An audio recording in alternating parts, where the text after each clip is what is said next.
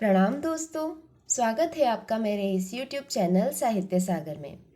दोस्तों, आज मैं आपके लिए लेकर आई हूँ मन्नू जी भंडारी द्वारा लिखित कहानी मजबूरी।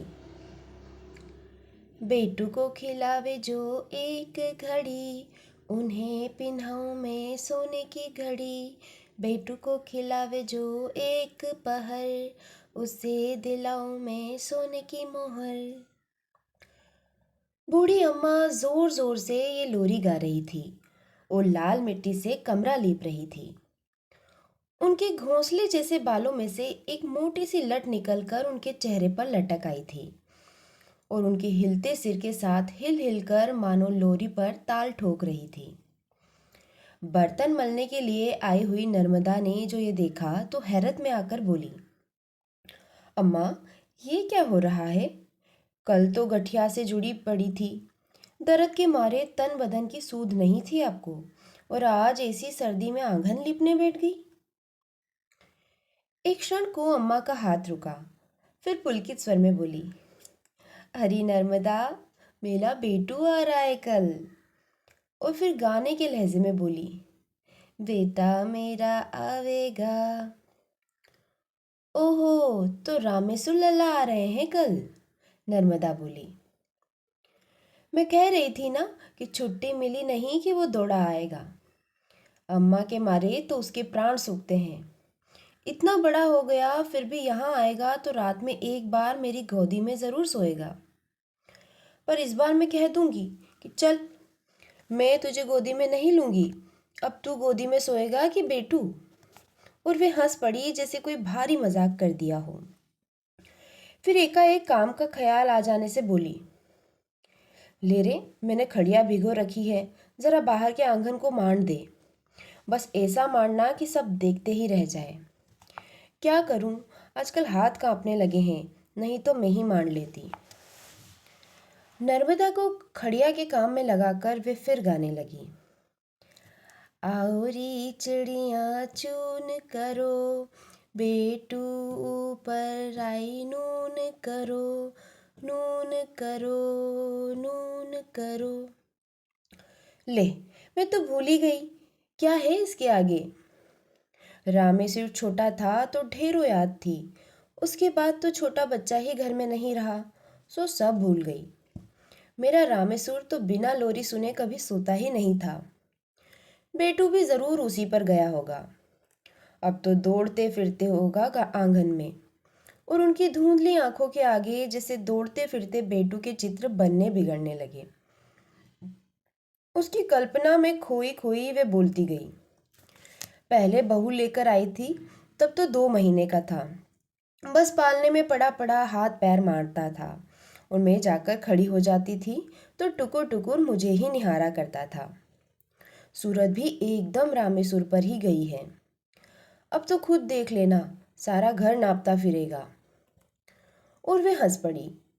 इन सब कल्पनाओं से ही उसका शरीर रोमांचित हो उठा था। अम्मा का काम समाप्त हुआ तो मिट्टी में सनी दोनों हथेलियों को जमीन पर पूरे जोर से टिकाते हुए उन्होंने उठने का प्रयत्न किया, पर एक सर्द आह सी उनके मुंह से निकलकर रह गई। वे उठ नहीं पाई तो बड़े ही कातर स्वर में बोली, अरे नर्मदा, मुझे जरा उठा दे रही, घुटने तो जैसे फिर जुड़ गए। जुड़ेंगे तो सही, ऐसी सर्दी में कब से मिट्टी में सनी बैठी हो? बेटे बहू आ रहे हैं तो ऐसी क्या नवाई हो रही है, सभी के घर आते हैं। और नर्मदा ने अम्मा को सहारा देकर उठाया, उसके हाथ धुलाए और खटिया पर लिटा दिया। तू भी कैसी बात करती है नर्मदा, 3 बरस बाद मेरा बेटा आ रहा है और मैं आंगन भी न लीपूं? 3 बरस बाद आ रहा है तो मैं तो यही कहूंगी कि उनमें मोह माया नहीं है, तुम यूं ही मरी जाती हो उनके पीछे। देख नर्मदा, मेरे रामेश्वर के लिए कुछ मत कहना, ये तो मैं जानती हूँ कि 3-3 बरस मुझसे दूर रहकर उसके दिन कैसे बीतते हैं, पर क्या करें, नौकरी तो आखिर नौकरी ही है। मेरे पास आज लाखों का धन होता तो बेटे को यूँ नौकरी करने परदेश नहीं दुरा देती मैं। और उनके कुछ क्षण पहले पुलकते चेहरे पर मायूसी छा गई, आंखें अनायास ही डबडबा आई। नर्मदा यहाँ बरसों से काम कर रही है, अम्मा के लिए उसके मन में अपार श्रद्धा है, पर बेटे के प्रसंग को लेकर वह जब तक उनका दिल दुखा दिया करती है। कुछ और खरी खोटी सुनाने का उसका मन हो रहा था, पर आज वह मानो अम्मा पर तरस खाकर चुप रह गई। जब तक वह काम करती रही, अम्मा शून्य में ताकती जाने क्या सोचती रही। बोली एक शब्द भी नहीं। जब वो जाने लगी तो न चाहकर भी उन्हें कहना पड़ा, तो जाते समय ग्वाले को कहती जाना कि कल दूध जल्दी दे जाए और अब दूध ज़्यादा लगेगा। बच्चे वाले घर में तो दूध पूरा ही रहना चाहिए। और जब तक वे लोग यहाँ रहे, तब तक तू चौका बर्तन करके यहीं रहा करना। घर में 5 प्राणी रहते हैं तो काम तो निकल ही आता है, फिर बच्चे का साथ रहेगा। लेन देन की चिंता मत करना, मैं रामेश्वर को 1 कहूंगी तो वो 5 देगा। कुछ तो गठिया के दर्द ने और कुछ नर्मदा की बातों ने अम्मा का उत्साह तोड़ दिया। बहुत से काम उन्होंने सोच रखे थे, पर वे कुछ कर न सकी। बस अपनी खाट पर पड़े पड़े भूली बिसरी लोरियां याद करके गुनगुनाती रही। धीरे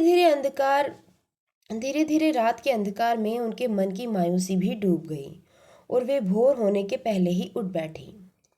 घुटने का दर्द मन के उत्साह में खो गया और बेटे पोते से मिलने की उमंग में मौसम की ठंडक भी जैसे जाती रही। 7 बजते बजते तो वे सब घर ही पहुंच जाएंगे। साथ छोटा बच्चा है, दूध तो गर्म करके रख ही दूं। फिर उन दोनों को भी तो चाय की आदत होगी। ऐसी सर्दी में चाय तैयार नहीं मिलेगी तो अम्मा को क्या कहेंगे भला। दूसरा चूल्हा भी जला दूं, नहाने को गर्म पानी भी तो चाहिए। उस कड़कड़ाती सर्दी में ठिठुरते ठिठुरते अम्मा ने बेटे बहू को गर्म करने के सारे आयोजन कर डाले। फिर सोचा, लगे हाथ तरकारी भी काट दूं, नहीं तो वे इधर आएंगे और उधर मैं चूल्हे में सिर देकर बैठ जाऊंगी। 3 वर्षों में मेरा बेटा आ रहा है, घड़ी दो घड़ी उससे बात भी करूंगी। इनका क्या, ये तो अपनी राजी खुशी पूछकर औषधालय चल देंगे। तरकारी भी कट गई, अब क्या करें। अम्मा अपने को इतना व्यस्त कर देना चाहती थी जिससे प्रतीक्षा के बोझिल क्षण महसूस न हो, पर समय जैसे बीत ही नहीं रहा था। तभी दूर कहीं घोड़ों के घुंघरुओं की आवाज आई और तांगा अम्मा के घर के सामने रुका। अम्मा पागलों की तरह दरवाजे की ओर दौड़ पड़ी। रामेश्वर की गोद से उन्होंने झपटकर बच्चे को ऐसे छीना मानो किसी चोर उचक्के के हाथ से अपने बच्चे को छीन रही हो, और कसकर उसे सीने से चिपका लिया। चरण छूते रामेश्वर की पीठ पर हाथ फेरते हुए दूसरे हाथ के घेरे में उसे लपेट लिया। बच्चा एकाएक इतना प्यार और शारीरिक कष्ट पाकर रो उठा और माँ के पास जाने के लिए मचलने लगा। वे उसके आंसू पोंछने लगी और उनकी अपनी आंखों से भी आंसू की धारा बहने लगी। पुचकारने पर भी जब बच्चा चुप नहीं हुआ तो बहू की ओर बढ़ाते हुए उन्होंने कहा, अभी मुझे पहचानता नहीं, एक बार मुझे पहचानने लगेगा तो छोड़ेगा नहीं। उपेक्षित सी एक और खड़ी बहू ने बच्चे को ले लिया। चाय पानी हो गया और रामेश्वर नहाने चला गया तो अम्मा ने बहू को अकेले पाकर कहा, खबर तो दी होती बहू कि तुम्हारे महीने चढ़े हैं। कितने महीने हैं? झेपते हुए बहू ने उत्तर दिया, ये भी कोई लिखने की बात थी अम्मा। फिर जरा रुकते रुकते कहा, मानो कहने का साहस बटोर रही हो, अम्मा इस बार बेटू को आप ही रखेंगी, जैसे भी हो। मैं यहाँ हूँ तब तक इसे अपने से हिला लीजिए। मैं तो इसके मारे ही परेशान थी, दो दो को तो। अम्मा आंखें फाड़ फाड़ कर ऐसे देख रही थी मानो जो कुछ सुन रही हो उस पर विश्वास करें या नहीं। फिर एकाएक बोल पड़ी, तुम कह क्या रही हो बहू, बेटू को मेरे पास छोड़ जाओगी? मेरे पास? सच? हे भगवान, तुम्हारी सब बात पूरी हो, तुम बड़भागी हो। मेरे इस सूने घर में एक बच्चा रहेगा तो मेरा जन्म सफल हो जाएगा। फिर वे एकाएक रो पड़ी। तुम क्या जानो बहू, अपने कलेजे के टुकड़े को निकालकर बंबई भेज दिया। रामेश्वर के बिना ये घर मसान जैसा लगता है। ये ठहरे संत आदमी, दीन दुनिया से कोई मतलब नहीं है इनको। मैं अकेली ये पहाड़ जैसे दिन कैसे काटती हूँ सो मैं ही जानती हूँ। भगवान तुम्हें दूसरा भी बेटा दे, तुम उसे पाल लेना। मैं समझूंगी तुमने मेरा रामेश्वर लेकर मुझे अपना रामेश्वर दे दिया। पर देखो, अपनी बात से मुड़ना नहीं। मैं तभी रामेश्वर ने ठिठुरते हुए रसोई में प्रवेश किया। अम्मा, एक अंगीठी जरा इधर रख दो। बम्बई में रहकर तो सर्दी सहने की आदत ही नहीं रही। यहाँ तो नहाते ही जैसे जम गया मैं। अम्मा ने अंगीठी रामेश्वर के पास सरका दी। तभी रामेश्वर का ध्यान अम्मा के कपड़ों की ओर गया। ये क्या अम्मा, तुम कुछ भी गर्म कपड़ा नहीं पहने हो। सर्दी खा गई तो बीमार पड़ जाओगी। फिर तुम्हें गठिया की भी तो तकलीफ है, ऐसे कैसे चलेगा। न हो तो बनवा लो कपड़े, मैं रुपए दे दूंगा। पर ये सब अनसुना करके अम्मा बोली, देख, आज बहू ने कह दिया है कि बेटू अब मेरे पास रहेगा और अब जो बच्चा होगा वो तुम्हारे पास। तुम कहीं टाल मत जाना। बात पक्की हो गई है, आज से बेटू मेरा हुआ। अरे हम सभी तो तुम्हारे हैं अम्मा, बोलो नहीं है क्या। परिहास के स्वर में रामेश्वर बोला। हो क्यों नहीं, मेरे नहीं तो और किसके हो।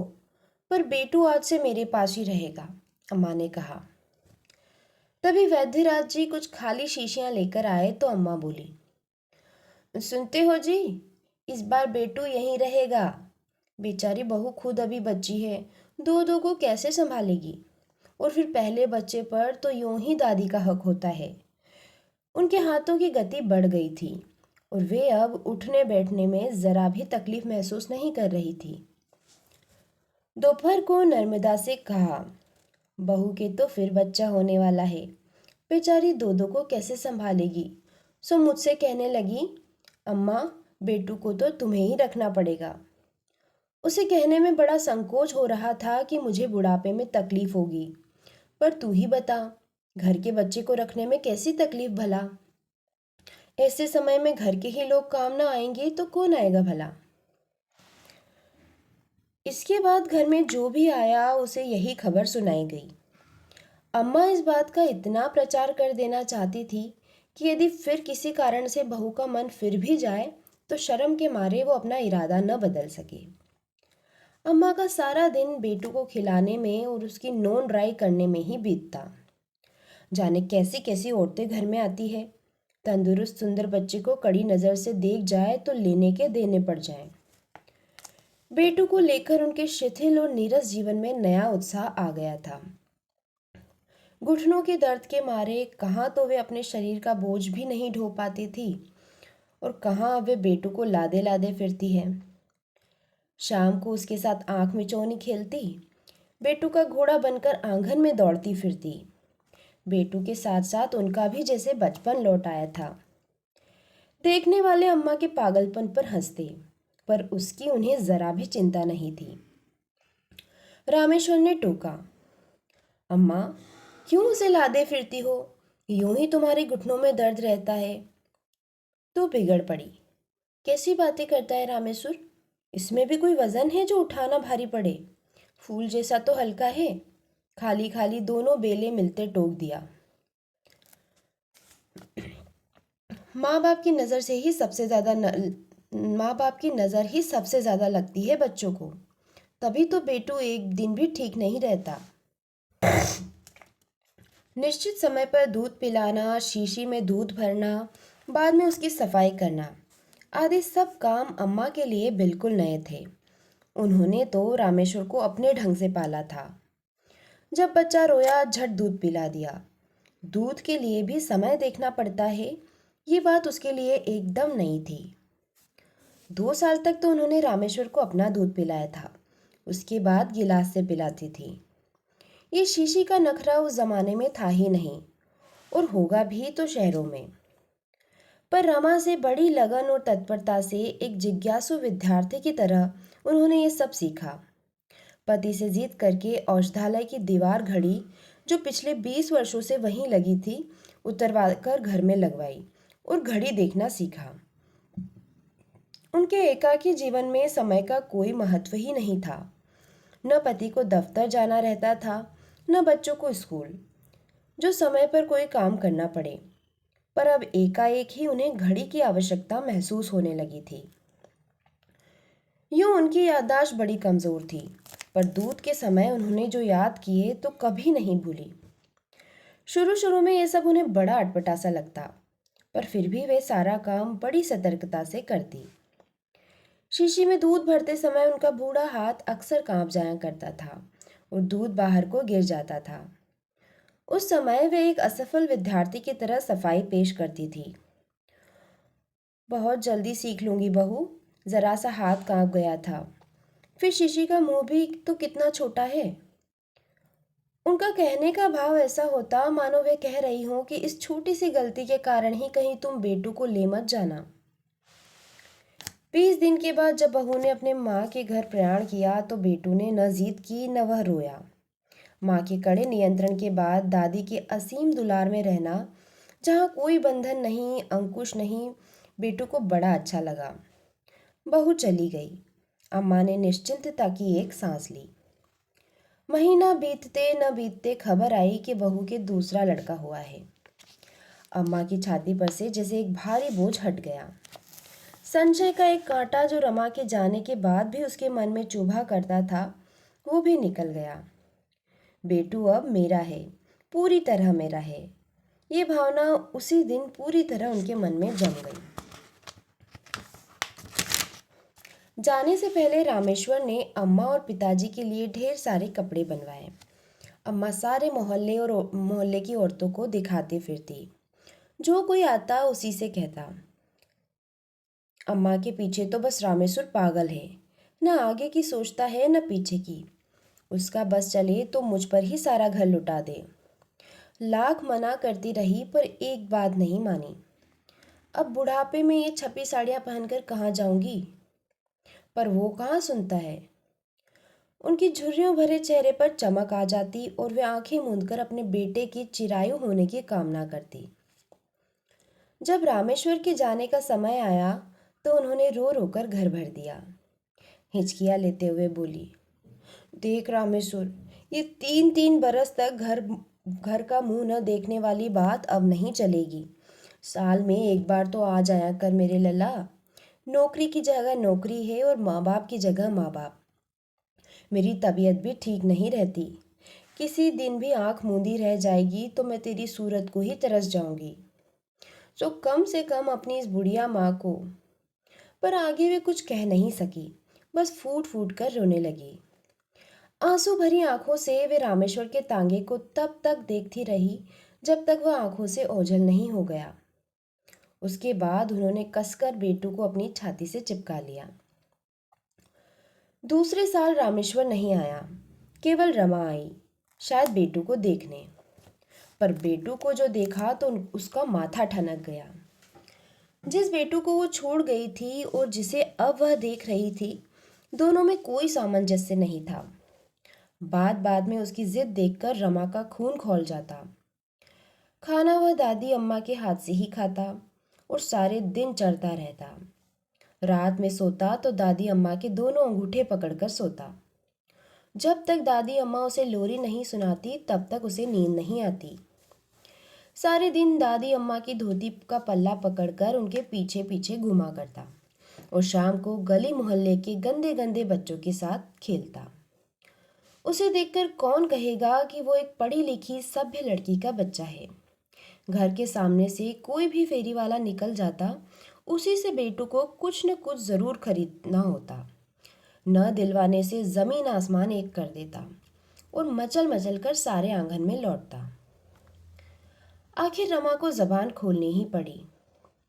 अम्मा, आपने तो इसे बिगाड़ कर धूल कर रखा है, इस तरह कैसे चलेगा? दादी माँ ने हंसते हुए बड़े सहज भाव से कहा, अरे बचपन में कौन जिद नहीं करता बहू, रामेश्वर भी ऐसे ही करता था। ये तो सच हूबहू उसी पर गया है। समय आने पर सब अपने आप छूट जाएगा। यही तो उम्र होती है जिद करने की। साल 2 साल और कर ले, फिर अपने आप सब कुछ छूट जाएगा। और वो मुग्ध भाव से गोद में बैठे बेटू के बालों में उंगलियां चलाने लगी। रमा खून का घूंट पीकर रह गई।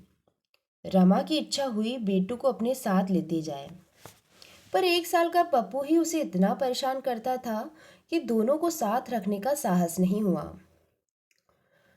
बम्बई जाते ही उसने अम्मा के पास जरा खरी खरी भाषा में पत्र पहुंचाने आरंभ कर दिए। जैसे ही वह 4 साल का हुआ, रमा ने लिख दिया कि अम्मा अब उसे वहां के नर्सरी स्कूल में भर्ती करवा दे, कम से कम कुछ तमीज तो सीखेगा। चिट्ठियां पढ़ती तो अम्मा को लगता बहू का दिमाग बौरा गया है। भला 4 साल का दूध पीता बच्चा कहीं स्कूल जा सकता है। रमा के पत्र आते रहे और अम्मा का ढर्रा अपने ढंग से बराबर चलता रहा। 2 साल बाद फिर रमा और रामेश्वर अपने 3 साल के पप्पू को लेकर आए। पप्पू ने अंग्रेजी की छोटी छोटी कविताएं याद कर रखी थी और बड़े अदब के साथ बोलता था। अभी 2 महीने पहले ही रमा ने उसे वहां के अंग्रेजी स्कूल में भर्ती करवाया था, पर बेटू वैसा का वैसा था जैसा रमा उसे छोड़ गई थी। उम्र में वह जरूर बड़ा हो गया था, बाकी सब कुछ वैसा ही था। रमा उठते बैठते रामेश्वर से कहती, जैसे भी हो इस बार बेटू को लेकर चलना ही होगा। यही हाल रहा तो इसकी जिंदगी चौपट हो जाएगी। ये भी कोई ढंग है भला? अम्मा को बड़ा दुख होगा, और वो बेटू तुम्हारे पास जरा भी तो नहीं आता। वो अम्मा को छोड़कर कैसे रहेगा? ये सारी बातें सोच लो। रामेश्वर इस प्रसंग को जैसे टालना चाहता था। अम्मा के दुख की बात मैं मानती हूँ, रमा ने अपने आवेश को दबाते हुए कहा, पर जब उन्हें लिखा कि स्कूल में डाल दो तो वह भी तो उनसे नहीं हुआ। जैसे बताती हूँ वैसे तो रखती नहीं। अब इनके 2 दिन के सुख के लिए बच्चे का सारा भविष्य बिगाड़ कर रख दूं क्या? उसका गला भरा आया था। रामेश्वर बेचारा बड़े धर्म संकट में था। उसे पत्नी की बातों में भी सार नजर आता था और वह अम्मा की भावना को भी ठेस नहीं पहुंचाना चाहता था। सो बिना कुछ निर्णय दिए सारी बात रमा पर छोड़कर वह बंबई लौट गया। रमा कभी मिठाई दिलाकर कभी तांगे में घुमाकर बेटू को अपने से हिलाने की कोशिश करने लगी। बेटू को तांगे में घूमने का बेहद शौक था, जो कम ही बुरा होता था। अम्मा को कभी स्वप्न में भी ख्याल नहीं था कि रमा पप्पू के रहते हुए भी बेटू को ले जाने का प्रस्ताव रखेगी। जिस दिन उन्होंने सुना, उनके पैरों तले जमीन सरक गई। जब रमा ने बेटू को उनके पास छोड़ने का प्रस्ताव रखा था, तब एकाएक उन्हें अपने कानों पर भी विश्वास नहीं हुआ था। ठीक उसी प्रकार ले जाने की बात पर भी उन्हें विश्वास नहीं हो रहा था। फिर भी कांपते स्वर में कहा, कैसी बात करती हो बहू? मेरे बिना वह पल भर भी तो नहीं रहता। इतना बड़ा हो गया फिर भी जब तक मैं कौर नहीं देती तब तक वो खाता नहीं, तो एकाएक मुझसे दूर कैसे रहेगा? नहीं रहेगा तो थोड़े दिन रो लेगा। आखिर उसकी पढ़ाई का सिलसिला भी तो जमाना है अम्मा। देखो, पप्पू स्कूल जाने लगा है और यह अभी तुम्हारा पल्ला पकड़े पकड़े ही घूमता है। अरे बहू, पढ़ लेगा। उम्र आएगी तो पढ़ लेगा। ये मत सोचना कि मैं उसे गंवार ही रहने दूंगी। रामेश्वर को भी तो मैंने ही पाला पोसा है। उसे क्या गंवार रख दिया? फिर ये तो मुझे और भी प्यारा है। मूल से ब्याज ज़्यादा प्यारा होता है। इसे तो मैं खूब पढ़ाऊंगी। तो चिंता मत कर बहू, पर इसे ले जाने की बात मत कर। और वे फफक फफक कर रो पड़ी।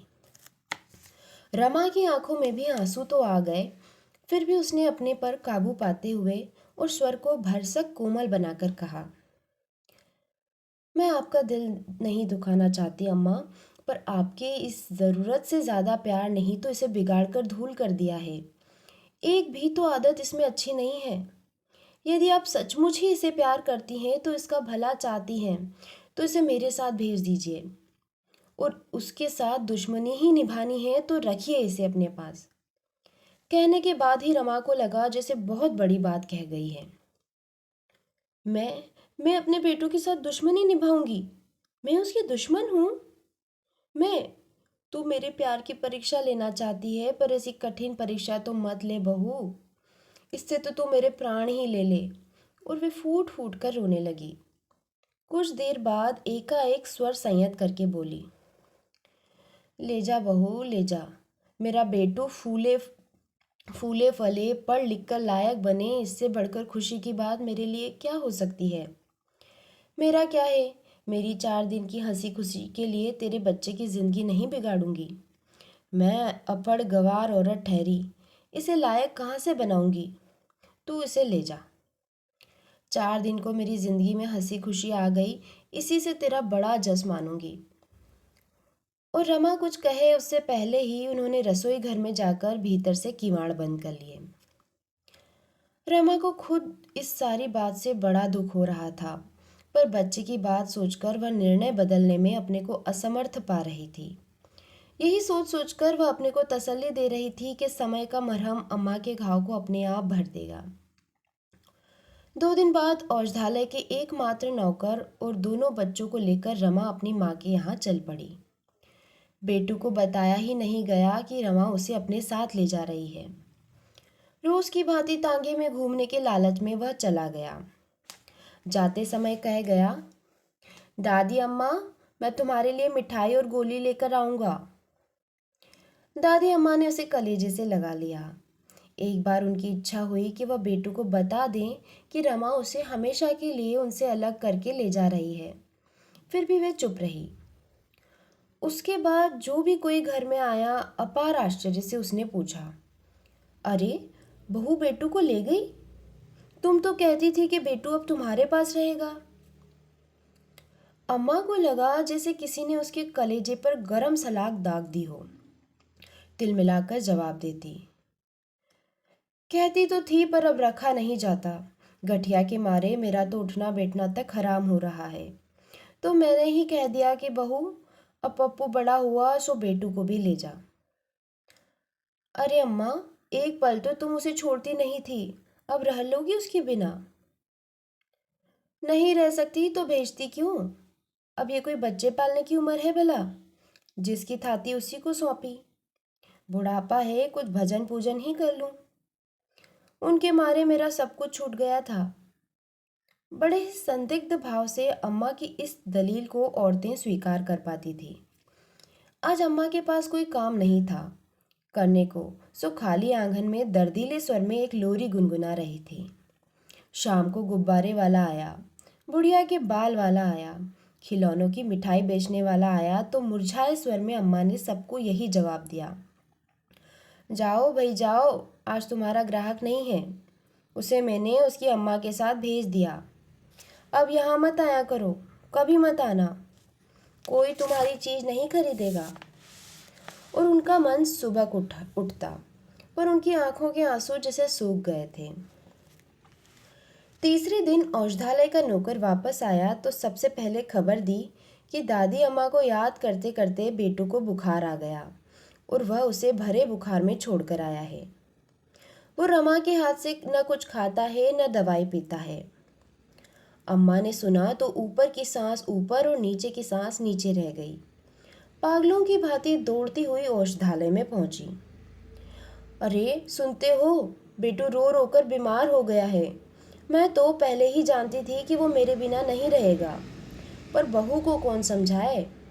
अब तो रात की गाड़ी से ही जाकर मुझे लाना होगा। वो तो रो रो कर प्राण दे देगा। हे भगवान, मेरी मत भी पत्थर पड़ गई थी जो बहू की बात मान ली। अम्मा रोती थी और कपड़े ठीक करती जाती थी। नर्मदा आई तो आश्चर्य से बोली, कहाँ की तैयारी कर रही हो अम्मा? अरे, शिबू बहू को छोड़कर लौटा तो बताया कि बेटू ने रो रो कर बुखार चढ़ा लिया है। मैं तो भेजकर अपनी तरफ से निश्चिंत हो गई थी, पर वो रह सकता है क्या? उसके तो प्राण मुझ में कुछ ऐसे पड़ गए थे कि क्या बताऊं। कोई अगले जन्म का संस्कार ही समझो। अब जाकर लाना पड़ेगा, नहीं तो छोरा रो रो कर प्राण दे देगा। और गर्व और आनंद से उनकी छाती फूल गई। तीसरे दिन ही बेटू को लेकर वे लौट आई। जिसने देखा देखा उसी ने कहा, अरे, 4 दिन में ही बच्चा सूख गया। सूखेगा नहीं, कुछ तो खाया नहीं और एक पल को आंसू नहीं टूटा। मैं तो सोचती थी कि बहू के हवाले करके सुख से पूजा पाठ करूंगी, पर अब ये रहता भी तो नहीं। 1 साल उन्होंने इसी प्रकार और निकाल दिया। रमा बम्बई से आई और फिर बेटू का वही रवैया देखा तो सोचा कि वह उसे सीधे बम्बई ले जाती तो यह सारा कांड नहीं होता। अम्मा बम्बई तक आ नहीं सकती थी, सो इस बार फिर एक बार दादी माँ को रुलाकर उनके मना करने पर भी वह बेटू को लेकर बम्बई के लिए चल पड़ी। जाने किस आशा से अम्मा ने अपनी सारी जमा पूंजी खर्च करके शिबू को साथ कर दिया। रमा मना करती रही कि अब दोनों बच्चे बड़े हैं और वह संभाल लेगी, पर अम्मा ने शिबू को साथ भेज ही दिया। दूसरे दिन से जो कोई भी आता अम्मा के सामने यह मनौती मनाता कि किसी प्रकार बेटू रमा के पास हिल जाए तो वह 1.25 का प्रसाद चढ़ाएगी। उच्च स्वर से वह रात दिन रट लगाए रहती कि बेटू मुझे किसी तरह भूल जाए। पर 7 दिनों के बाद जब शिबू लौटकर आया तो वह ऐसे दौड़ पड़ी मानो वह बेटू को लेकर ही आया हो। झपट कर उन्होंने पूछा, मेरा बेटू कहाँ है? मेरा बेटू ठीक है शिबू? तुझे मैंने किस लिए भेजा था? उनका स्वर बुरी तरह कांप रहा था। इस बार तो अम्मा बहूजी ने बेटे को हिला दिया। वहाँ बहूजी के मकान में बहुत सारे बच्चे हैं, उन सबसे दोस्ती हो गई सो खूब खेलता है। ट्रॉम, बस, बगीचे, झूले, इन सब में उसका मन लग गया। शिबू ने बताया तो अम्मा शून्य पथराई आंखों से उसे देख रही थी, मानो कुछ समझ ही नहीं रही हो। शिबू कहे चला जा रहा था, चलो तुम्हारी चिंता दूर हुई। मैं तो अम्मा 2 दिन इसी मारे ज़्यादा रुक गया कि कहीं रोया तो अपने साथ लेता आऊँगा। पर वो इस बार बहूजी ने उसे समझा दिया और वो समझ भी गया। अब वहाँ जम पाएगा। अब तो तुम प्रसाद चढ़ाओ अम्मा और मज़े से भजन पूजन करो। एकाएक जैसे अम्मा की चेतना लौट आई। क्या कहा? बेटू भूल गया? वहाँ जम गया? सच, मेरी बड़ी चिंता दूर हुई। इस बार भगवान ने मेरी सुन ली। ज़रूर प्रसाद चढ़ाऊंगी रे, ज़रूर चढ़ाऊंगी। मेरे बच्चे के जी का कलेश मिटा। उन्होंने जेब से 1.25 निकालकर शिबू को देते हुए कहा, ले पेड़े लेते आ, अब प्रसादी चढ़ाकर बांट ही दूँ। कौन? नर्मदा? सुना नर्मदा, बेटू मुझे भूल गया। वो भूल ही गया। और उन्होंने आंचल से भर भर आती आंखें पोंछी और हंस पड़ी। दोस्तों, ये थी कहानी। कहानी आपको कैसी लगी मुझे कमेंट बॉक्स में लिखकर ज़रूर भेजना। दोस्तों, अगर मेरे द्वारा सुनाई गई कहानी आपको पसंद आ रही है तो प्लीज़ मेरे चैनल को सब्सक्राइब कीजिए और अपने दोस्तों तथा परिचितों में शेयर भी कीजिए। आपका बहुत बहुत धन्यवाद।